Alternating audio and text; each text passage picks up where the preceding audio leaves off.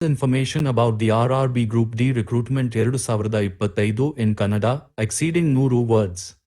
RRB group D ನೇಮಕಾತಿ 2025ರಿಂದ 32,000 ಹುದ್ದೆಗಳಿಗೆ ಆನ್ಲೈನ್ನಲ್ಲಿ ಅರ್ಜಿ ಸಲ್ಲಿಸಿ.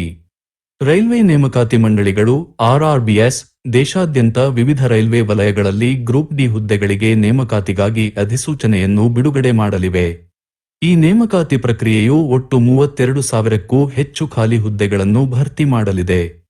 ಹುದ್ದೆಗಳು: ಪ್ಲಾಟ್ಫಾರ್ಮ್ ಕಾರ್ಮಿಕರು, ಟ್ರ್ಯಾಕ್ ಮೇಂಟೇನರ್, ಪಾಯಿಂಟ್ಸ್ಮನ್, ಟ್ರಿಪಲ್ ರಿಪೇರಿ ಕಾರ್ಮಿಕರು, ಸಿಗ್ನಲ್ ಮತ್ತು ಟೆಲಿಕಮ್ಯುನಿಕೇಷನ್ ಕಾರ್ಮಿಕರು, ಟ್ರೇಡ್ ಅಪ್ರೆಂಟಿಸ್ಗಳು, ಇತರೆ ಸಹಾಯಕ ಹುದ್ದೆಗಳು.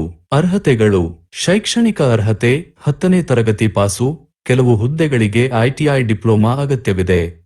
ವಯೋಮಿತಿ 18ರಿಂದ 33 ವರ್ಷಗಳು. ವಯೋಮಿತಿಯಲ್ಲಿ ಸರ್ಕಾರಿ ನಿಯಮಗಳ ಪ್ರಕಾರ ವರ್ಗೀಕರಣಗಳಿವೆ. ಆಯ್ಕೆ ಪ್ರಕ್ರಿಯೆ: ಕಂಪ್ಯೂಟರ್ ಆಧಾರಿತ ಬಹು ಆಯ್ಕೆ ಪ್ರಶ್ನೆ ಪತ್ರಿಕೆ CBT ಪರೀಕ್ಷೆ, ದೈಹಿಕ ದಕ್ಷತಾ ಪರೀಕ್ಷೆ PET, ವೈದ್ಯಕೀಯ ಪರೀಕ್ಷೆ.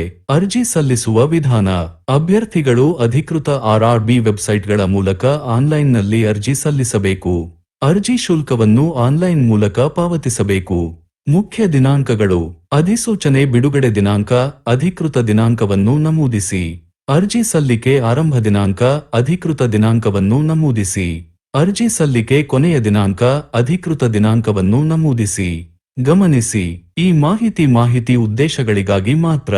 ಅಧಿಕೃತ ಮಾಹಿತಿ ಮತ್ತು ಅರ್ಜಿ ನಮೂನೆಗಾಗಿ ದಯವಿಟ್ಟು ಅಧಿಕೃತ RRB ವೆಬ್ಸೈಟ್ಗಳನ್ನು ಭೇಟಿ ಮಾಡಿ.